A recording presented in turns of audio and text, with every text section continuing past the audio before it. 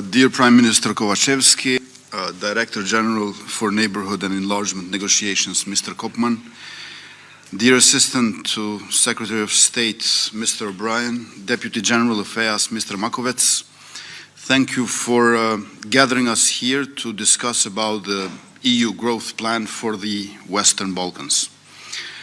Last year in October, as at the Berlin Process Summit in Tirana, I expressed our support for the EU growth plan based on the 4 pillars.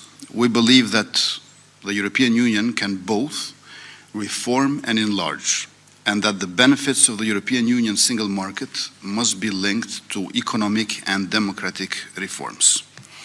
Berlin process came out of certain lack of the sense of urgency for enlargement, whereas now growth plan comes out of the sense of urgency for enlargement, at large extent due to the continuous Russian aggression in Ukraine.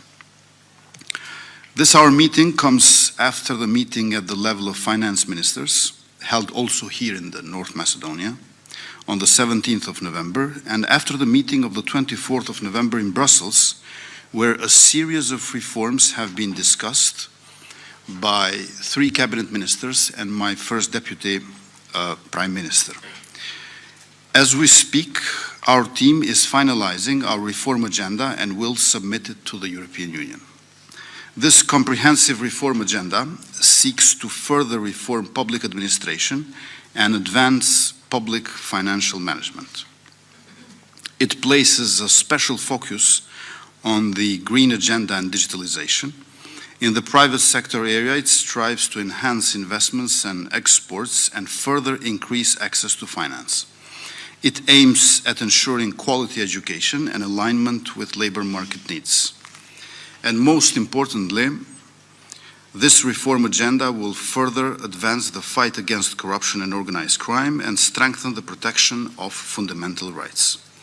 We are also preparing an indicative list of projects aimed at closing infrastructural gaps and boosting economic development to be financed through the Reform and Growth Facility, subsequently accelerating growth and convergence with the European Union. We fully endorse the approach which conditions EU funds with EU values, increases the benefits for all citizens of the Western Balkan 6 now, and at the same time accelerates full membership into the European Union for those who are committed. We believe that membership in the European Union should be driven by merits and based on values. This growth plan is not just a possibility for reforms and economic growth, but also a chance for closer regional cooperation and integration among the Western Balkan countries. We must therefore be constructive in our engagement and conscious of the transformative power of our decisions. As shown in the last 3 years with the improvement on democratic and economic indicators, Kosovo is ready for reforms. For the region to integrate economically and for the citizens to get closer, security threats must cease. Deeper integration and increase of flow of people and goods requires mutual trust and normal relations among our countries, institutions, and our people. This cannot happen if the freedom to goods is used to move weapons and ammunition or to sponsor terrorist attacks. Normalization of relations based on mutual recognition, I believe, is key to unlock the potential of the region and increase the well-being of our citizens. Membership in the European Union is fundamentally a choice.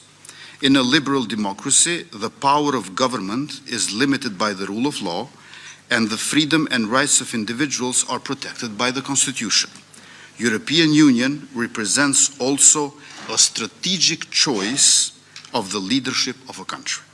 It is our job, therefore, to deliver on the reforms and meet the conditions, and for the European Union to judge on merits and guard the EU fundamental values. Thank you very much.